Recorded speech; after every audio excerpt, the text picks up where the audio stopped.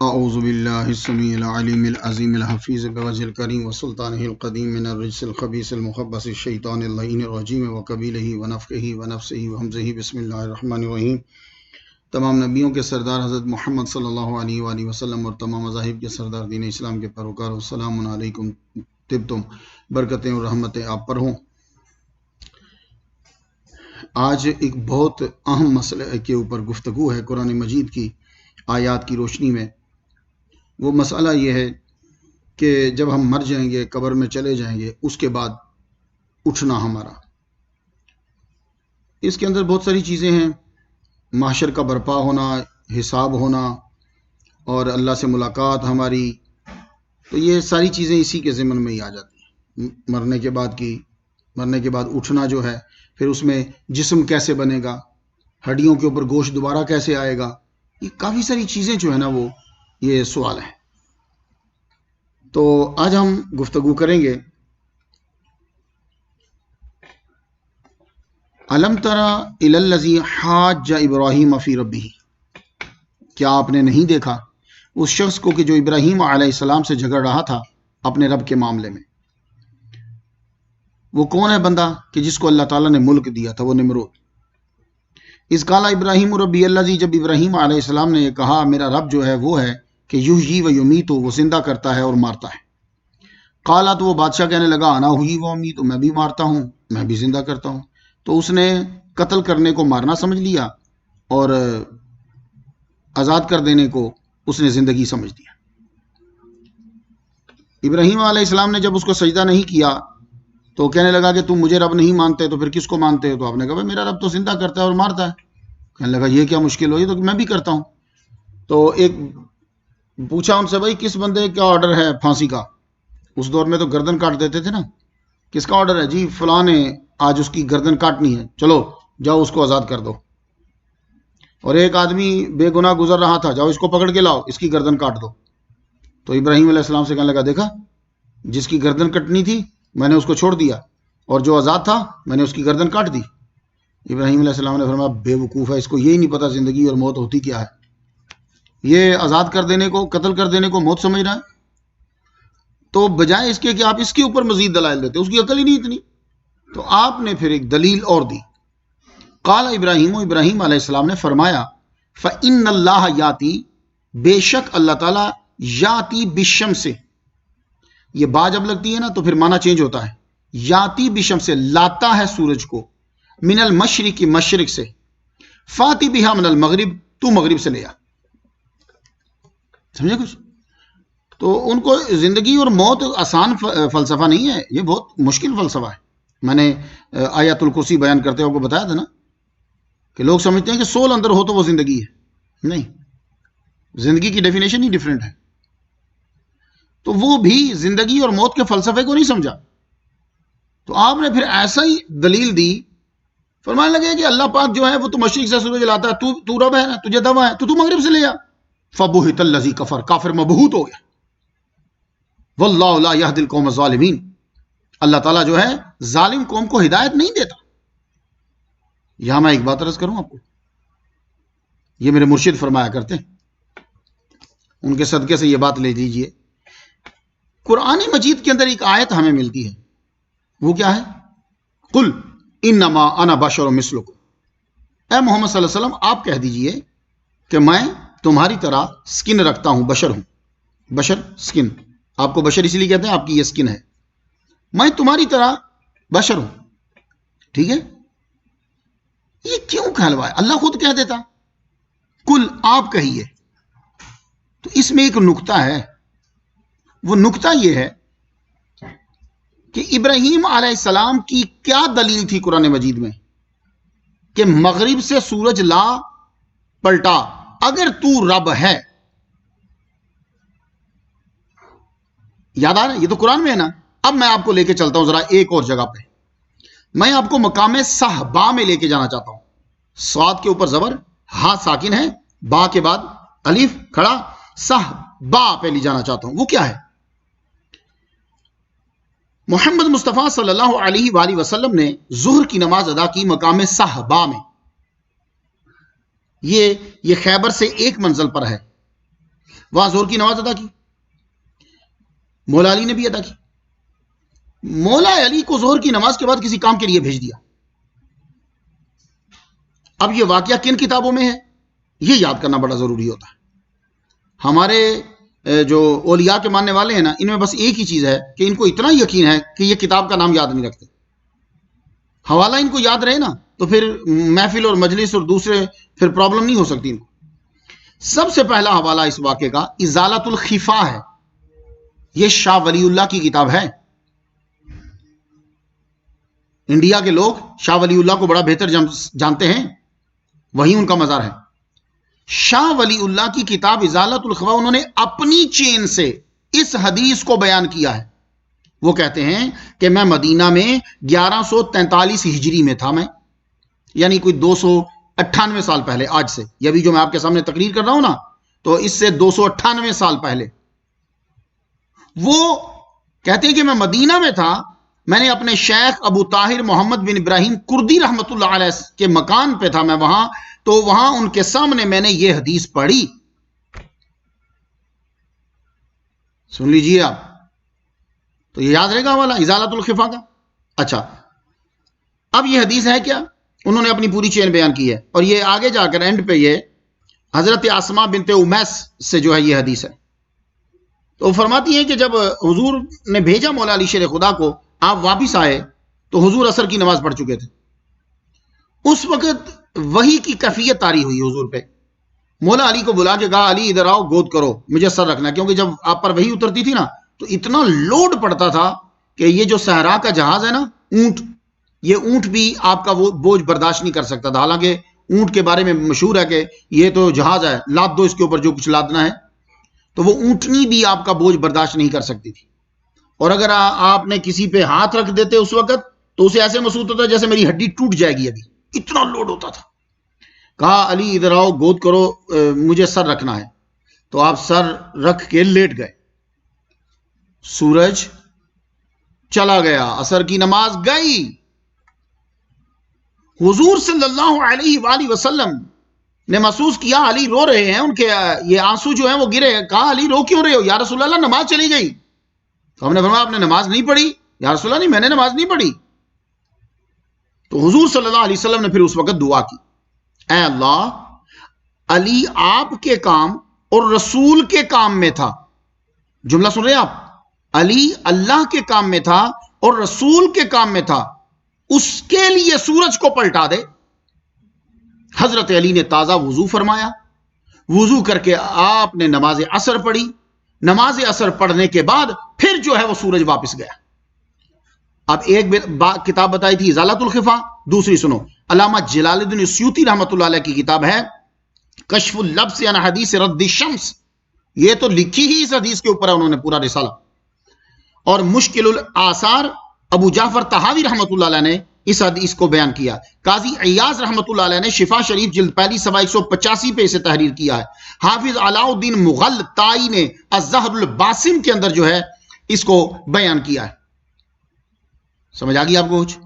اب آپ کہیں گے مختار نعیمی یہ تو نے بیچ میں بتا رہا، تو ابراہیم علیہ السلام بیچ میں لے آیا مولا علی، تو بھائی بتانا تو ہے نا. ابراہیم علیہ السلام نے کیا کہا تھا کہ جو سورج واپس لائے وہ رب. تو اس کو نمرود کو یہ کہا کہ تو مغرب سے لے آ سورج، میں تجھے رب مان لوں گا. تو وہ اگر مغرب سے لے آتا تو رب تھا کہ نہیں؟ ابراہیم علیہ السلام کی دلیل کے مطابق وہ رب تھا. اب محمد مصطفیٰ صلی اللہ علیہ وآلہ وسلم نے مقام صحابہ میں سورج پلٹایا، تو اب کوئی آدمی بھی کہہ سکتا تھا کہ محمد مصطفیٰ رب ہیں. اس لیے اللہ نے حضور صلی اللہ علیہ وسلم سے یہ کہا، کل اے محمد مصطفیٰ آپ نے ہی سورج پلٹایا ہے، اب آپ ہی اپنے منہ سے بولو انما انا بشر مثلکم، میں تمہارے جیسا انسان ہی ہوں. ایسا نہ ہو کہ کوئی بعد میں آنے والا اس کو دلیل بنا کر آپ کو رب قرار دے دے. اللہ اکبر جل شانہ. تو یہ ریزن تھی، یہ ریزن نہیں تھی کہ آپ لوگ حضور کو اپنی مثل قرار دے لو. وہی تو بیڑا غرق بھگت رہے ہو نا، اب تک تباہی بھگت رہے ہو. تم نے جب یہ سمجھا کہ حضور ہمارے جیسے ہیں، جیسے ہم گندے ہیں، اپنے جیسا سمجھ لیا، تبھی تو بھٹا بیٹھ گیا. صحابہ کرام میں سے کسی فرد واحد نے بھی حضور کو اپنی مثل نہیں سمجھا. ایک دفعہ منہ سے نکل گیا، یا رسول اللہ آپ نے کہا تھا کہ بیٹھ کے جو نفل پڑھے اس کو ثواب آدھا ہوتا ہے، آپ تو بیٹھ کے ہی پڑھ رہے ہیں، آپ خود بیٹھ کے پڑھ رہے ہیں. تو نبی نے کیا فرمایا تھا؟ اب شاید بخاری کسی کو نہیں ملے گی. تو حضور نے فرمایا ایکم مثلی، تم میں سے میری مثل کون ہے؟ تو صحابہ جو پکیزہ ہیں، جو رضی اللہ عنہ ہیں، جو محمد مصطفیٰ صلی اللہ علیہ وسلم کی زیارت کرتے ہیں، جب وہ نبی جیسے نہیں ہو سکتے تو ہم گندے کمینے لوگ کہ جن کا ہر لمحہ گناہوں میں گزرتا ہے، وہ کیسے کھڑا ہو کے کہہ دے کہ میں حضور پاک جیسا ہوں؟ تو اب یہ اس لیے میں نے آپ کو بتایا تھا کہ اس میں ہے فاتی بہا من المغرب، کہ بھائی تو رب ہے تو مغرب سے لے آ. تو مقام صحابہ میں سورج جو ہے وہ واپس آیا مولا علی کے لیے. تو امام طحاوی نے اس کے اوپر گفتگو کی، 2 اسناد ایسی بیان کی ہیں کہ جن کے راوی جو ہیں وہ ثقہ ہے. موجم الکبیر میں طبرانی نے اسے بیان کیا ہے 24ویں جلد میں، سوا 152 ہے اس کا. ابن جوزی کے شاگرد محدث ابو عبداللہ محمد بن یوسف صالحی نے رسالہ لکھا ہے مزیل اللبس یعنی حدیث رد الشمس. تو یہ یاد رکھا کریں مسلمانوں، تاکہ تمہیں اپنے نبی کی شان بیان کی. اس سے نبی خدا نہیں بنتا. اس سے یہ پتا چلتا ہے کہ جس خدا کا وہ نبی ہے، وہ خدا نے کیا شان دی ہے محمد مصطفیٰ صلی اللہ علیہ وسلم کو. تو یہ زندگی اور موت کا جو سلسلہ چلا تھا نا، آگے سنیے. پھر اللہ تعالیٰ نے ہمیں دنیا کے اندر بھی ہمارے ایک نبی کو دکھا دیا. اکثر لوگوں کے ذہن میں یہ آتا ہوگا، یار یہ کیسے ہو سکتا ہے؟ اب بیٹھ کے ہم بھی تو سوچتے ہیں یار یہ کیسے ہوگا، مٹی بن جاتے ہیں، دوبارہ اللہ ہمیں کیسے زندہ کرے گا؟ میں ایک دفعہ پڑھ رہا تھا تو ایک صاحب کہہ رہے تھے کہ یہ ہندو جو ہیں یہ اپنے لاش کو جلا دیتے ہیں، وہ راکھ سی بن جاتی ہے، راکھ جا کے گنگا میں بہا دی جاتی ہے، تو اس کی قبر کدھر گئی؟ اس کا حساب کیسے ہوگا؟ اس کی تو راکھ بن گئی. یہ ساری چیزیں ہیں آپ کے ذہن میں. لیں اب میں قرآن پڑھنا چاہتا ہوں، بسم اللہ الرحمن الرحیم. او کالذی مر علی قریہ، یا مثال اس شخص کی کہ گزرا ایک قریہ پر. ٹھیک ہے، کاف تشبیہ کے لیے آ گیا. اللہ جی ایک شخص یعنی حضرت عزیر علیہ السلام، اور یہی راجح ہے کہ حضرت عزیر علیہ السلام، یہ عزیر علیہ السلام حضرت ہارون علیہ السلام کی نسل سے ہیں. جی ان کا شجرہ جو ہے حضرت ہارون علیہ السلام سے ملتا ہے، جو ہارون علیہ السلام. اب یہ جو ہیں ان کی یہ ساری جتنے آپ کو پتا بنی اسرائیل رہتے تھے بیت المقدس میں رہتے تھے. بخت نصر ایک بادشاہ گزرا ہے، اس نے بیت المقدس کی جیروسلم کی اینٹ سے اینٹ بجا کے رکھ دی، سارے گرفتار کر کے لے گیا. ایک قتل کر دیا، ایک حصے کو جا کے سیریا میں خوب ذلیل کیا، ایک حصے کو قید کر لیا. تو جو قید کیا نا، تو یہ سارا علاقہ جو ہے، اگر آپ کبھی جیروسلم گئے ہیں تو 9-10 مائل ذرا ادھر جائیں آگے تو سرسبز و شاداب علاقہ بھی ہے. جی وہاں سبزیاں اگتی ہیں. یہ سارا اس نے اجاڑ کے رکھ دیا، قتل کر دی، بستیاں تباہ کر دی اس نے. تو جو اس نے قید کیے تھے نا بندے، ان میں سے حضرت عزیر علیہ السلام اور حضرت دانیال علیہ السلام، یہ دونوں بچے تھے تب، وہ قیدیوں میں. تو قیدیوں میں اب یہ بڑھنے لگے، بڑھتے بڑھتے بعد میں تبدیلی آ گئی. تبدیلی آئی تو قیدی چھوٹے، ان میں سے عزیر علیہ السلام بھی چھوٹ گئے. پھر شادی کی، ان کے بچے ہوئے. 40 سال حضرت عزیر علیہ السلام کی عمر ہو گئی. کتنے سال؟ 40 سال. 40 سال ان کی عمر ہوئی تو یہ گزرے، کہنے لگے. اب وہ جو آبادی تھی نا 9 مائلز دور جیروسلم سے، بیت المقدس سے 9 مائلز دور، اس آبادی کو دیکھ رہے ہیں. وَهِيَ خَاوِيَةٌ عَلَىٰ عُرُوشِهَا. خاویہ کا معنی جو نارمل ترجمہ ہم کرتے ہیں نا سادہ، وہ یہی ہے کہ وہ چھتوں پہ گری ہوئی تھی. وہ خالی تھی، وہ چھتوں پہ گری ہوئی تھی. کیا مطلب؟ پہلے چھتیں گری، اس کے بعد دیواریں اس کے اوپر گر گئی. تو کریا شہر کو بھی بول دیتے ہیں، کریا گاؤں کو بھی بولتے ہیں. ویسے کریا کا معنی ہوتا ہے انسانوں کا جہاں مجمع ہو، مختلف انسانوں کا، اسے کہتے ہیں کریا. کرجن سے نا. تو وہی گاؤں کے قریب سے گزرے.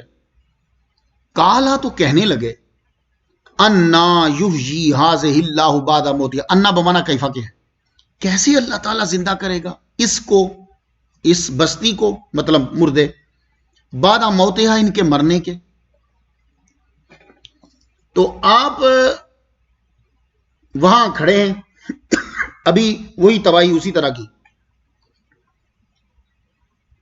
کھڑے کھڑے کیا ہوا؟ وہ علاقہ کے درخت اسی طرح تھے، پھل اسی طرح تھے. انہوں نے کچھ انگور توڑے، انگوروں کا جوس نکال کے کچھ رکھ لیا. شیرہ تھا ان کے پاس، وہ گدھے کے اوپر یہ سوار تھے، گدھا ساتھ.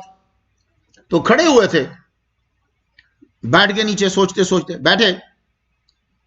وہ آپ کا جو شیرہ ہے، وہ آپ کا جو کھانا ہے، وہ پاس ہی ہے. گدھے کو آپ نے دور باندھ دیا. اللہ تعالیٰ نے ان پر موت کو طاری کر دیا. فَأَمَاتَهُ اللَّهُ مِئَةَ عَامٍ، اللہ تعالیٰ نے ان کو 100 سال کے لیے ان پر موت طاری کر دی.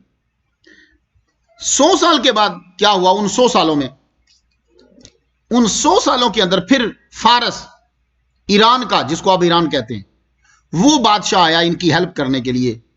تو فارس ایران کو، وہ تو ایران والوں نے پھر یہودیوں کی ہیلپ کی.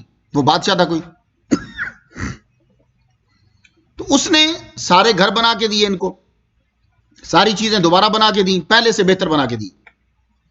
یہ 100 سال کے اندر تبدیلی آ گئی. 100 سال کے بعد آپ اٹھے. آپ جب اٹھے، اللہ تعالیٰ پوچھتا ہے قال کم لبثت، آپ کتنا سوئے ہو، کتنا ٹھہرے ہو؟ قال لبثت یوما. حضرت عزیر علیہ السلام نے فوراً اس طرح دیکھا، سورج ڈوبنے کے قریب تھا، نیچے نظر نہیں ڈالی، گدھے پہ بھی نظر نہیں گئی، سورج کی طرف دیکھا تو کہنے لگے یومن او بعد یوم. ایک جواب. دوسرا جواب یہ ایکسکیوز می کہ آپ عالم ارواح میں تھے، یہاں تھے ہی نہیں، یہاں سے آپ کو بے خبر رکھا گیا. عالم ارواح میں جو دن گزرتا ہے وہ یہاں کے 1000 سال ہوں تو وہاں جا کے ایک دن گزرتا ہے. تو اس کے حساب سے تو کوئی آدھا دن ہی بنے گا، آدھا دن سے بھی کم بنے گا. اللہ تعالیٰ نے فرمایا ایسا نہیں ہے، بل لبثت مئۃ عام، آپ 100 سال تک ٹھہرے ہو. آپ ذرا ادھر دیکھو، فانظر الی طعامک، اپنے کھانے کو دیکھو، و شرابک، اپنے پانی کو دیکھو، یعنی وہ جو شربت ہے، شربت کو دیکھو. لم یتسنہ، وہ بسا نہیں ہے. اب یہ شراب سے مراد اردو والی شراب نہیں ہوتی، یہ بات یاد رکھیے گا. عربی میں جب آتی ہے تو اس کو خمر کہتے ہیں، یہ شراب سے مراد شربت ہے. وہ شرابی کا لم یتسنہ، یہ بھوسا نہیں ہے. وانظر الی حماری کا، آپ اپنے گدھے کو دیکھیے. وَلِنَجْعَلَكَ آیَةً لِلنَّاسِ، یہ ایسی صورت کیوں بنائی ہے تاکہ ہم آپ کو بنا دیں نشانی لوگوں کے لیے. جو لوگ یہ سوچتے ہیں کہ اللہ تعالیٰ کس طرح زندہ کرے گا، اب آپ دیکھتے جائیے، آپ نے بھی سوال کیا تھا تو آپ کے لیے بھی نشانی ہے. آپ ذرا دیکھیے، حضرت عزیر علیہ السلام، آپ غور سے دیکھ رہے ہیں، بالکل گدھے کی ہڈیاں جو ہیں وہ چمک رہی تھی. آپ کی نظروں کے سامنے کیا ہوا؟ کیف ننشزھا، ہم کیسے اٹھاتے ہیں، یعنی کیسے جوڑتے ہیں. تو جو پورے گدھے کی جو ہڈیاں بکھری ہوئی تھیں وہ یوں آپس میں جڑی. جب جڑی اس کے بعد اللہ فرماتا ہے دیکھو ثم نکسو الحما، ہم کس طرح ان کے اوپر اب گوشت چڑھاتے ہیں.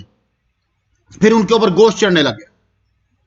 فلما تبین لہ، جب ظاہر ہوا تو کہنے لگے اعلم، میں جانتا ہوں، ان اللہ علی کل شیء قدیر، کہ اللہ تعالیٰ جو ہے وہ ہر چاہت پر قادر ہے. حضرت عزیر علیہ السلام کی عمر کتنی تھی؟ 40 سال. اب آپ اٹھے، اپنے گدھے کو لیا، اسی گدھے پہ بیٹھے، لے کے تو چلے. جب شہر کو دیکھا تو حیران رہ گئے. یروشلم تو کیا بات، وہ پہلے والی حالت ہی نہیں ہے. آپ اندازے سے تلاش کرتے کرتے جہاں آپ کا مکان تھا وہاں پہنچے. وہاں جب پہنچے تو آپ نے اپنی لونڈی کو پہچان لیا. اس کی عمر 120 سال ہو چکی تھی، آنکھوں سے بہت کمزور اس کی آنکھیں، اور پاؤں تو بالکل ہی لاغر، اٹھ کھڑی ہو ہی نہیں سکتی تھی، تو یوں ہی اپنے دروازے کے آگے بیٹھی. آپ نے اس کو اس کا نام لے کے پکارا تو وہ آگے سے پوچھتی ہے 120 سال کی ہے، یہ 40 سال کے جوان ہے. بندے کی 40 سال کی عمر صحیح ہوتی ہے اگر وہ بچپن میں صحیح رہا ہو تو. میں اس لیے کہہ رہا ہوں، آپ یہ نہ کہ جی نبی صاحب نے کہا 40 سال کا جوان ہوتا ہے، یہ یاد رکھیے اس وقت وہ پختہ ہو جاتا ہے عقل کے لحاظ سے بھی اور جسم کے لحاظ سے بھی، اس کے بعد پھر گرنے لگتا ہے. تو آپ نے کہا میں عزیر ہوں.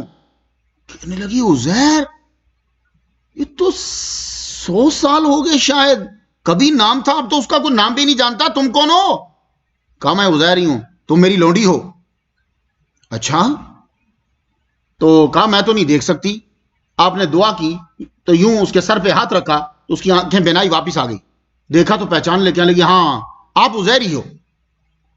تو آپ نے فرمایا کم باذن اللہ، اللہ کے حکم سے اپنے پاؤں پہ کھڑی ہو. وہ ایک دم سے کھڑی ہو گئی، کہنے لگی آؤ. عزیر علیہ السلام کو پہچان لیا تو کہنے لگی چلو میں تمہیں تمہارا بیٹا دکھاؤں. تو عزیر علیہ السلام کو پھر وہ لے کر گئی. تو عزیر علیہ السلام کا بیٹا 118 سال کا، تو وہاں بیٹھ کر لوگوں کو تبلیغ کر رہا. ابے کا اثر ضرور ہوتا ہے، یہ یاد رکھیے گا. اس لیے میں سارے اباؤں کو یہ کہتا ہوں کہ آپ نیکی جب کرو گے نا تو آپ کے بیٹے میں بیٹی میں ماں باپ کو یہی کہتا ہوں اثر آتا ہے. یا وہ 100% تو نہیں آئے گا، اب میرے ابا جو تھے اب وہ 100% تو ہمیں نہیں ہے، لیکن کچھ تو ہے. تو اس لیے نیکی ضرور کرو. اب باپ نبی تھا نا، تو 118 سال کا بیٹا وہاں بیٹھا تقریر کر رہا، تو ابا جی 40 سال کے. دنیا میں یہ واحد ابا ہے کہ بیٹا 118 سال کا ہے اور ابا جی 40 سال کے ہیں. آپ کھڑے ہو کے اپنے بیٹے کا آواز سننے لگے، بڑے خوش ہوئے، پھر پکار کے کہنے لگے، اپنے بیٹے کا نام لیا، میں تمہارا ابا عزیر ہوں. سارے کہنے لگے یہ 40 سال کے ینگ کالے سیاہ بال اور بیٹا 118 سال کا، یہ کیسے ہو سکتا ہے؟ تو وہ اٹھ کے آیا آگے، کہنے لگے کہ میرے ابا جو عزیر تھے نا، ان کے دونوں کندھوں کے درمیان بالوں کا ایک گچھا تھا، ذرا دکھاؤ. تو دکھایا تو واقعی وہ بالوں کا گچھا تھا.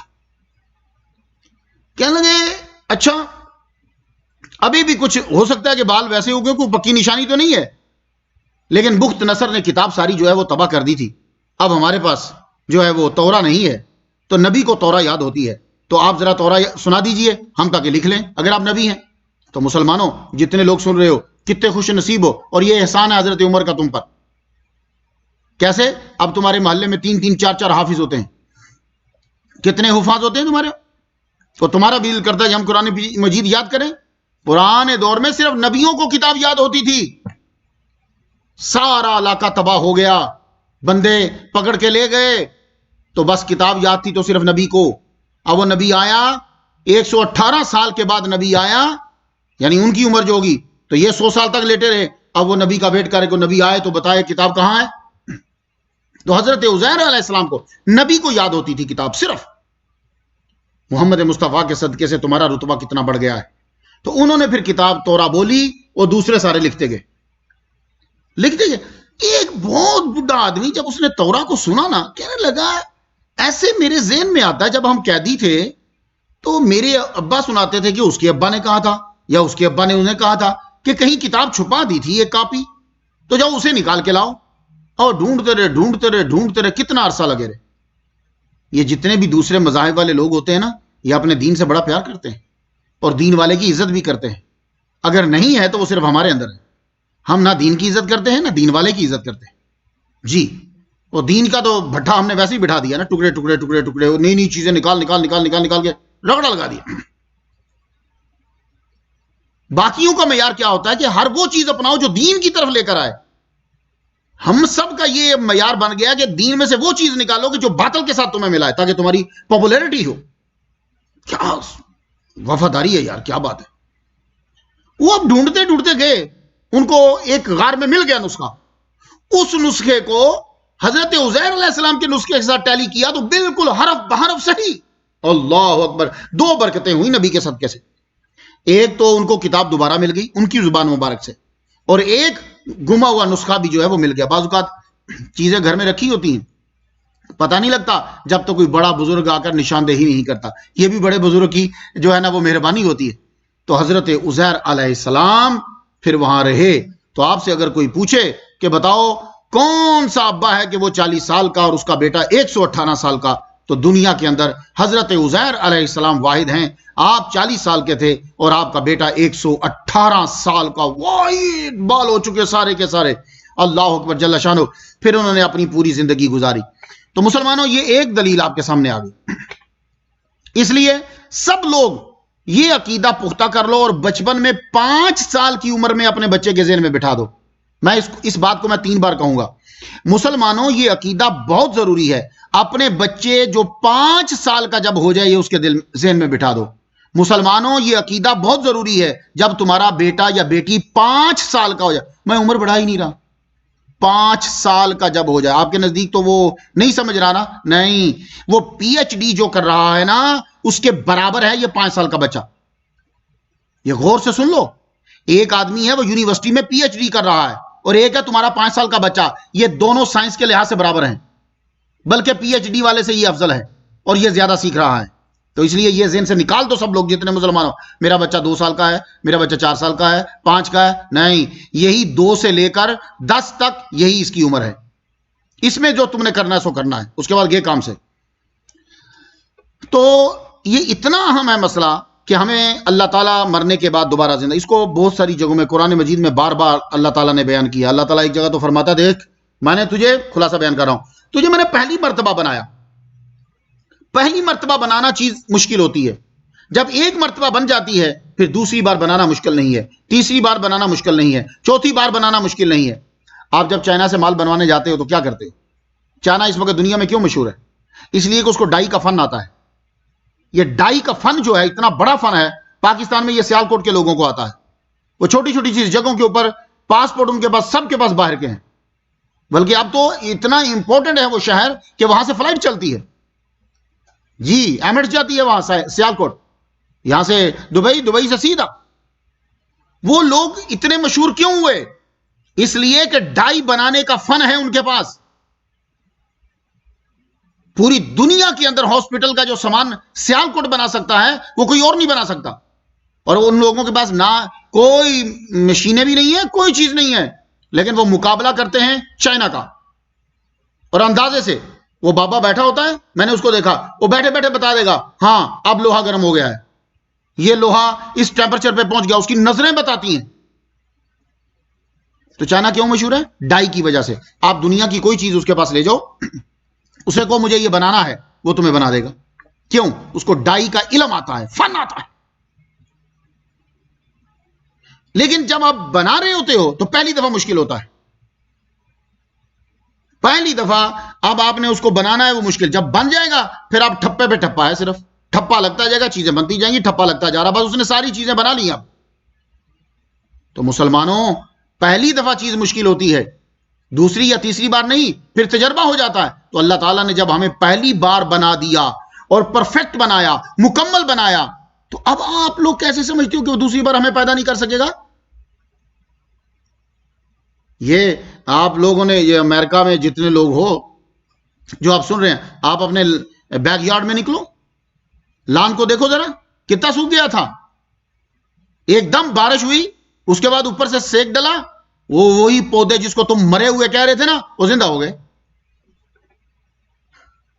یہ منی پلانٹ کو رکھنا تم ایک دفعہ، یہ سردی پڑے گی نا دسمبر کی، تو یہ دسمبر اور جنوری فیبروری منی پلانٹ کو باہر رکھنا، مر جائے گا، ختم ہو جائے گا. اگر یہ باہر پڑا رہا تم یہ سمجھو گے کہ اب نہیں. اور دوبارہ پھر جب یہ آئے گا موسم، یہ مارچ اور اپریل جب آئے گا، وہیں سے نیچے سے اگرا ہوگا منی پلانٹ. وہ پودا جسے تم نے سمجھا تھا کہ ختم ہو گیا، پھر اگرا ہوگا. اسی لیے ہندو جو جلا دیتے ہیں اپنے مردوں کو اور راکھ جو ہے وہ بہا دیتے ہیں، وہ یہ نہ سمجھیں کہ اللہ ان کو اٹھا نہیں پائے، اللہ ان کو اٹھائے گا، کٹھا کرے گا انہیں. اور آپ نے اگر گفتگو کہیں کرنا ہے، طلباء بھی سن رہے ہوتے ہیں، اجزائے اصلیہ نہیں مرتے. اجزائے اصلیہ وہ نہیں مرتا، اس کے اندر آپ کا پورا سٹرکچر ہوتا ہے. وہ ایک ایسی چیز ہے کہ اللہ کے پاس اس کی ٹیکنالوجی ہے، عام بندے کے پاس نہیں ہے. اس سے وہ پورا بندہ بنا لے گا. تو قیامت کے دن کیا ہوگا؟ ایسے کیمیکل کی بارش کرے گا وہ تمہارے ڈی این اے کے اوپر، وہ تمہارے اس اجزائے اصلیہ کے اوپر. اجزائے اصلیہ کو نہ جانور کھا سکتا ہے، جو مرضی کھا لے، جلا دو، وہ کبھی اس کے اوپر کچھ اثر ہی نہیں ہوتا. نہ پانی میں گلتا ہے، نہ مٹی میں وہ پگھلتا ہے، ملتا ہے، اور نہ ہی وہ آگ میں جلتا ہے. اس اجزائے اصلیہ کے اوپر جس وقت وہ کیمیکل پڑے گا، وہ جہاں ہوگا ایک قبر سے 70 بندے یوں اٹھ جائیں گے جیسے تمہارے پودے اگتے. مسلمانوں، اب یہ ہے کہ کوشچن آتا ہے جو ہم دنیا میں، یار یہ جس کو جلا دیا گیا، پاکستان میں ایک تھی رائٹر تھی، یہ بات جو ہے نا وہ بچپن کی جب میں پڑھتا تھا تب کی میرے برین میں ہے. اس نے کہا جی مجھے جلا دیا جائے.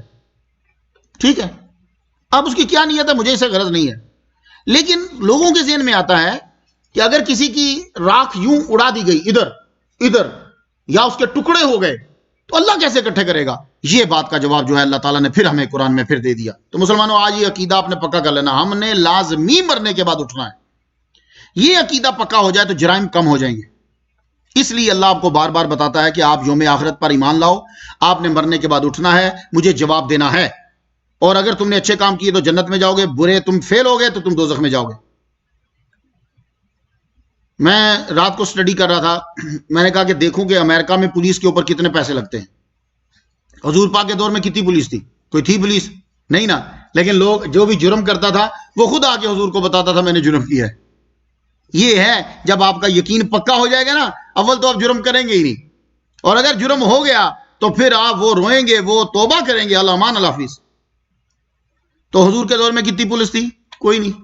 عدالتیں کتنی تھی؟ کوئی نہیں. جیلیں کتنی تھی حضور کے دور میں؟ کوئی نہیں. بدر کی جنگ ہوئی، قیدی تھے، جیل کوئی نہیں تھی. یہ ہے اسلام کا تصور. تو میں رات ہی کو سٹڈی کر رہا تھا، امریکہ $100 بلین لگاتا ہے پولیس کے اوپر. $100 بلین. تو پولیس کہاں ہوگی؟ جہاں جرائم ہوں گے. عدالتیں کہاں زیادہ ہوں گی؟ جہاں جرائم ہوں گے. جیلیں کہاں زیادہ ہوں گی؟ جہاں جرائم ہوں گے.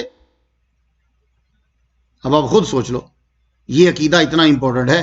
تو جب یہ آپ کے ذہن میں بیٹھ جائے گا کہ مجھے مرنے کے بعد اٹھنا ہے اور یہ سچا ہے، اللہ آپ کو زندہ کرے گا، پھر آپ جرم نہیں کریں گے. آپ کی بیٹی اور بیٹا جرم نہیں کرے گا، وہ چاہے یونیورسٹی میں کسی ملک میں ہو، تمہارا بیٹا کسی جگہ پہ بھی ہو، وہ رو رہا ہوگا. میں آپ کو اپنے مشاہدے کی بات بتاتا ہوں. میں ہیوسٹن میں جب خطیب تھا، رات کے 2 بجے میں نے مسجد سے رونے کی آواز سنی. میں کہا جن آ گیا، کون آ گیا، کون رو رہا ہے ڈھائیاں مار مار کے.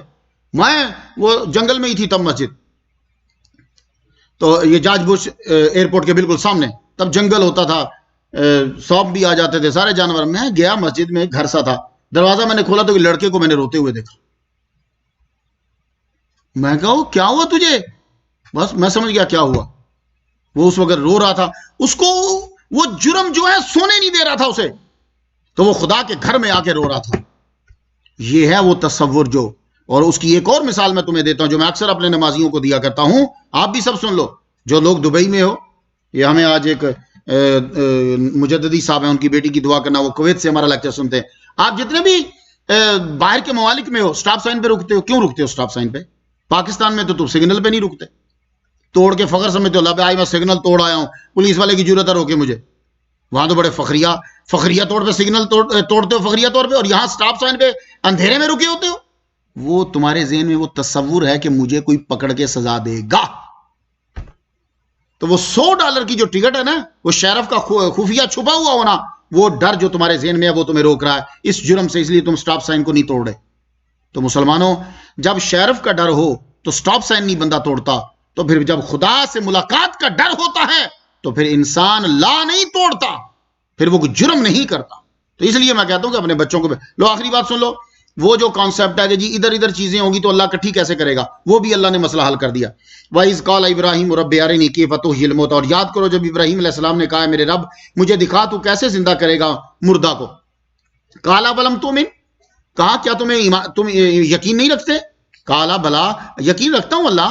وَلَٰكِن لِيَطْمَئِنَّ قَلْبِي، مگر اطمینان قلب چاہیے اللہ، یہ دل کو مطمئن کرنا ہے. قَالَ، تو اللہ نے فرمایا فَخُذْ أَرْبَعَةً مِّنَ الطَّيْرِ، 4 پرندے لے لو.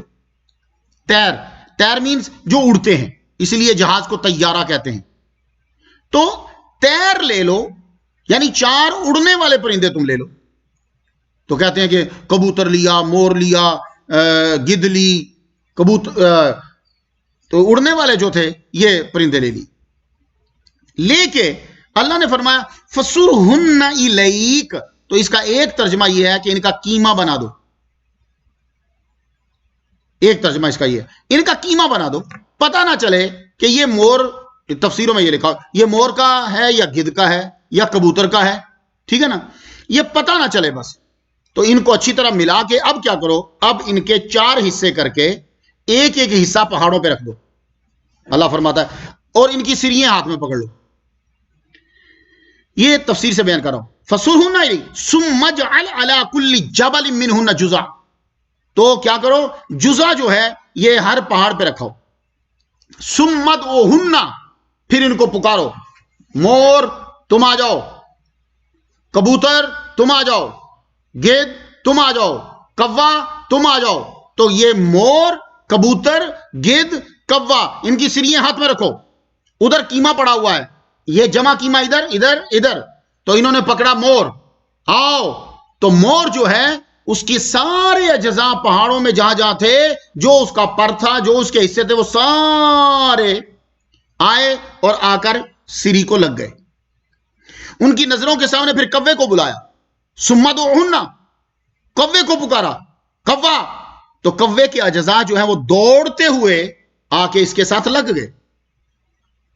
تو آپ نے چاروں کو بلایا، چاروں آپ کی نظر کے سامنے آ گئے. تو وَعْلَمْ أَنَّ اللَّهَ عَزِيزٌ حَكِيمٌ، جان لو کہ بے شک اللہ تعالیٰ زبردست حکمت والا ہے. تو خواتین و حضرات جتنے سن رہے ہو، آپ کو بتانا یہ چاہتا ہوں، ابراہیم علیہ السلام کو اللہ تعالیٰ نے جب اجازت دے دی تو ابراہیم علیہ السلام میں اتنی طاقت آ گئی کہ وہ مردوں کو زندہ کر رہے ہیں اور مردے ان کی بات کو سن رہے ہیں. تو خود ہمارے رب کے اندر کتنی طاقت ہے یہ ذرا اندازہ کر لیجئے. تو آج کی تقریر مکمل ہوئی. وہ آج کی تقریر کا خلاصہ یہی ہے، ہم مریں گے، مٹی میں مل جائیں، آگ میں جل جائیں، ہمیں شیر کھا جائے، ہمیں کوئی بھی کھا جائے، کچھ بھی کر جائے، قیامت کے دن بس اللہ بلائے گا. تو جیسے ابراہیم علیہ السلام کے بلانے پہ سارے اجزاء جس کے تھے وہ اکٹھے ہو جائیں گے، تو قیامت کے دن اللہ تعالیٰ کے پاس سارا ریکٹ موجود ہے. مختار نعیمی جدھر بھی ہوگا سب اعضاء اکٹھے ہو کے وہ سامنے کر، سعد بھائی، شکیل بھائی، نور بھائی، جتنے بھی ہیں سب کے سب وہاں پہنچیں گے. اللہ تعالیٰ کی طرف سے آواز آئے گی، بس دعا کرو کہ اللہ تعالیٰ خاتمہ ایمان دے، خاتمہ ایمان پہ دے. اور جب اللہ ہمیں بلائے، اپنی پنڈلی سے کپڑا ہٹائے، تو سجدے کی جن کو اجازت ہو ان میں سے ہم بھی شامل ہوں. وآخر دعوانا الحمدللہ رب العالمین. دعا کے لیے ہاتھ بلند کیجئے. دوسرے ممالک سے جن لوگوں نے، جرمنی سے ہمارے ایک دوست ہیں فیصل بھائی، ان کے لیے ذرا خصوصی دعا کرنا ہے آپ نے. یہ مجددی صاحب جو کویت سے ہیں، ان کی بیٹی کے لیے دعا کرنا، اللہ شفائے کاملہ عطا فرمائے. یہ ہمارے ساتھ بھائی بیٹھے، ان کی امی کے لیے دعا کرنا، اور بھی لوگوں کے لیے. آمین. اللہم صلی علی سیدنا محمد و آباء محمد و آل محمد و اصحاب محمد وبارک وسلم. یا رب لک الحمد کما ینبغی لجلال وجہک و عظیم سلطانک. یا ارحم الراحمین، ہماری حاضری قبول فرما اپنی بارگاہ میں. پروردگار عالم، جن کی تراویح قبول کی ان کے صدقے سے ہماری تراویح قبول فرما. جن کے روزے قبول کیے ان کے صدقے سے ہمارے روزے قبول فرما. جن لوگوں نے شفا کے لیے کہا، پروردگار عالم انہیں شفا عطا فرما. یا اللہ تعالیٰ اپنی گھروں کے عبادت کے دروازے، عبادت خانوں کے دروازے یا اللہ تعالیٰ اور رزق کے دروازے ہم پہ کشادہ فرما دے مالک. یا اللہ تعالیٰ زمینی آسمانی بلایات سے سب کو محفوظ فرما. جن کی بچیاں بیمار ہیں، بچے بیمار ہیں، شفا عطا فرما. جن کے گھر والے بیمار ہیں، خود بیمار ہیں، شفا عطا فرما. یا اللہ تعالیٰ ساری زندگی اپنا محتاج رکھنا، دنیا کی محتاجی سے نجات عطا فرمانا. پروردگار عالم ذلت و رسوائی سے بچانا، ہر قسم کی پریشانی سے نجات عطا فرمانا. جن کی بچیاں جوانیں نے ایک ثواب پیدا فرما. پروردگار عالم جن کی بچیوں کی شادیاں ہو چکی ہیں، یا اللہ تعالیٰ ان کے گھروں میں رحمتیں نازل فرما. یا اللہ تعالیٰ جب وقت آئے تو خاتمہ ایمان پہ فرمانا، اور جب دنیا سے جا رہے ہوں تو یہ کلمہ زبان پہ جاری فرمانا، لا الہ الا اللہ محمد رسول اللہ، وصلی اللہ تعالیٰ علی خیر خلقہ محمد و آلہ و صحبہ اجمعین. اللہ حافظ.